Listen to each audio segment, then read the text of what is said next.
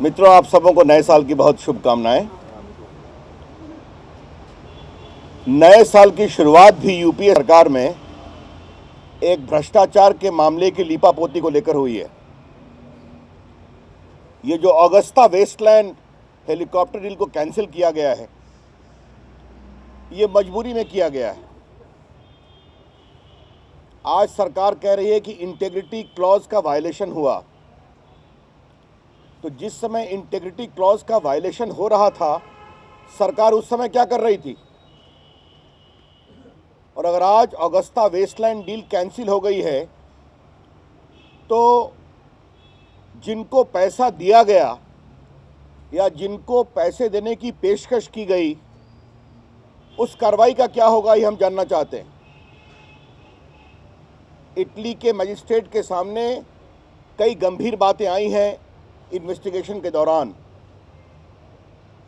ये एपी का मतलब क्या है? ये फैमिली का मतलब क्या है?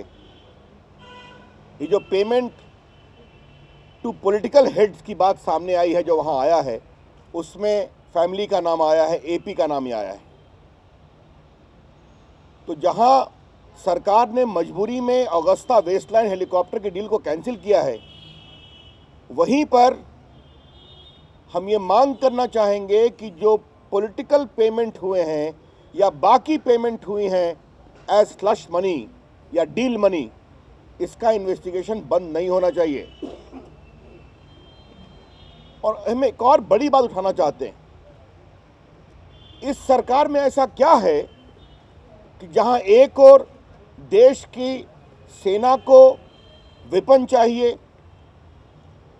फाइटर प्लेन्स चाहिए, एम्यूनिशन चाहिए, बोफोर्स के बाद हम कोई आज तक बड़ा, कोई दूर तक मार करने वाली बंदूक नहीं ला पाए,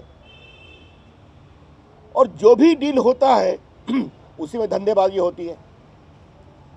तो क्या हम ये मान कर चलें कि मनमोहन सिंह, सोनिया गांधी, राहुल गांधी की अगुवाई में जो 9.5 साल से सरकार चल रही है, उसमें सेना में जो भी डील होगी उसमें घपले होंगे, जो बाद में सामने आएगी और फिर उनको कैंसिल करना पड़ेगा या इंक्वायरी होगी? तो शायद यूपीए की सरकार में देश की सेना के लिए जो आवश्यक आयुध चाहिए, उसके लिए कोई ईमानदार प्रोक्योरमेंट नहीं हो सकता। ये बहुत ही दुर्भाग्यपूर्ण है। तो हम ये डिमांड करना चाहेंगे कि ऑगस्टा वेस्टलैंड में जिनको जिनको भी पेमेंट हुआ है, उसकी पूरी इन्वेस्टिगेशन होनी चाहिए। भारत सरकार ये बताए कि समय पर कार्रवाई क्यों नहीं की गई। आपको याद होगा, ऑगस्टा वेस्टलैंड में हमने संसद में उठाया था इस विषय को कि इनकम टैक्स ने इंक्वायरी करने की पहल की थी, उनको रोका गया। बाद में जब ये विषय इटली में उठा, तब विपक्ष ने और मीडिया ने उठाया, तब सरकार ने कुछ इंक्वायरी करने की बात कही। तो शुरू से ये सरकार ऑगस्टा वेस्टलैंड डील को दबाने की कोशिश कर रही थी। और एक अजीब संयोग है कि बोफोर्स का भी एक इटालियन एंगल था। आप जानते हैं मैं किसकी ओर इशारा कर रहा हूं, मैं ओतावियो कोत्रोकी की बात कर रहा हूं। ऑगस्टा वेस्टलैंड में भी एक इटालियन कनेक्शन है। यह बहुत दुख की बात है, चिंता की बात है, और हम ये मांग करेंगे कि प्रॉपर कार्रवाई हो। Friends, while the BJP notes the cancellation of Augusta Westland deal, the abrupt cancellation of the deal should not lead to a stoppage into the investigation of the beneficiary of the slush money. Many names have cropped up in Rome court from those middlemen under payment under political heads. What is the meaning of AP? What is the meaning of family? These are serious questions. Secondly, why was attempts not made at the very beginning to stop any violation of integrity clause? We would like to ask a question that earlier the income tax wanted to investigate the matter. The government did not permit. When we raised the issue in the parliament, the government tried to play it down. When the matter erupted in Italy, only thereafter the government was constrained to take action. Who was trying to save whom? And the second is a larger question. The armed forces badly need weapons. They need ammunitions. The Air Force needs fighter jets. But why is it that in the last nearly 8 years, 9 years, any transaction relating to supply in the armed forces or the defense has to have some kind of a scandal? Why?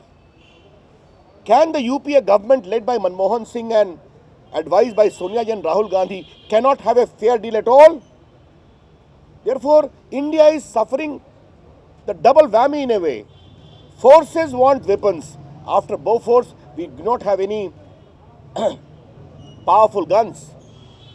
But whenever anything is done, suddenly we have the case of slush money, bribe, middleman operating.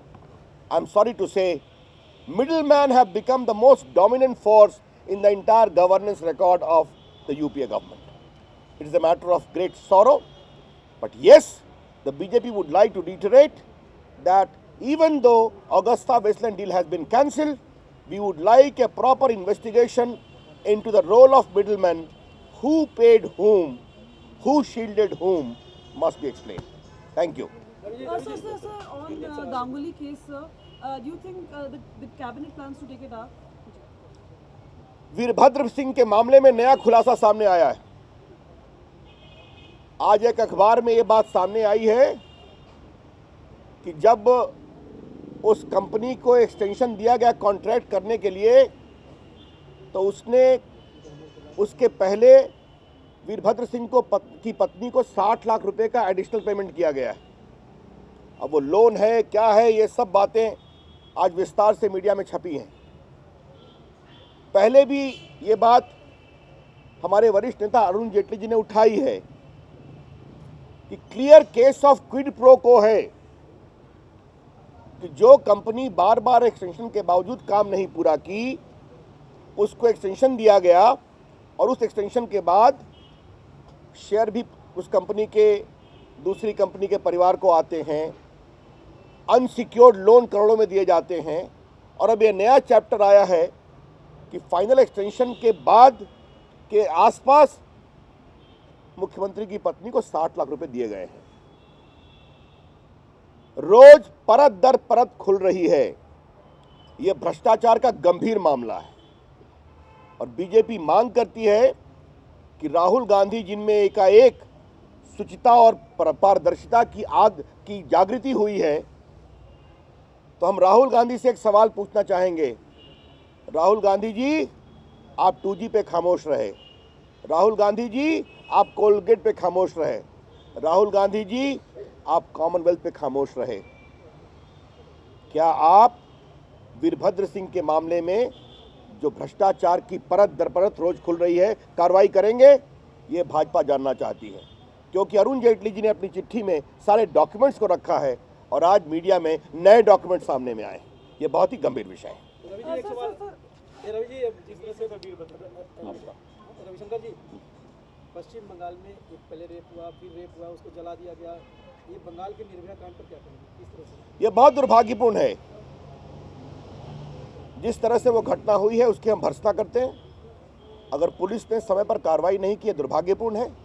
हम मांग करेंगे उसमें दोषियों के खिलाफ कार्रवाई की जाए। ये विषय सीपीएम और तृणमूल के बीच फुटबॉल नहीं बनना चाहिए। ये विषय है एक युवती के साथ नृशंस बलात्कार और हत्या के जलाए जाने की।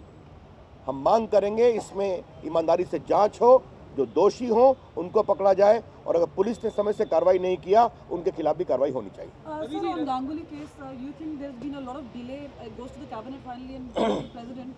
But do you think the government has been slow as far as Ganguly case is concerned? As far as Ganguly's case is concerned, Sushma ji and Arun ji have already publicly demanded he must resign. If he hasn't resigned, we feel sorry that a judge who has been a judge of Supreme Court ought to have at least ensured the moral accountability part of it. The legal part is a different matter altogether. Now we hope, in the light of recommendations, the government will take appropriate action. But for a Supreme Court judge of eminence to suffer this kind of proceeding is a very disturbing tale on the current state of affair. I would take the opportunity again today to urge Justice Ganguly to resign. I think he would enhance the stature of the institution which he has served with so much distinction. Digvijay Singh ने कहा है कि मोदी साहब को केजरीवाल और ममता से सीख लेनी चाहिए जिस तरह से दिग्विजय सिंह को देश गंभीरता से नहीं लेता, उनकी पार्टी भी गंभीरता से नहीं लेती, मध्य प्रदेश उनको गंभीरता से नहीं लेता, उनकी पार्टी का सफाया हो गया, इस पर उनको कुछ नहीं बोलना है। अब रोज अगर मीडिया में रहने के लिए दिग्विजय सिंह नई नई कहानियां गढ़ते हैं तो उनका उत्तर देके मैं उनको सम्मानित नहीं करना चाहता।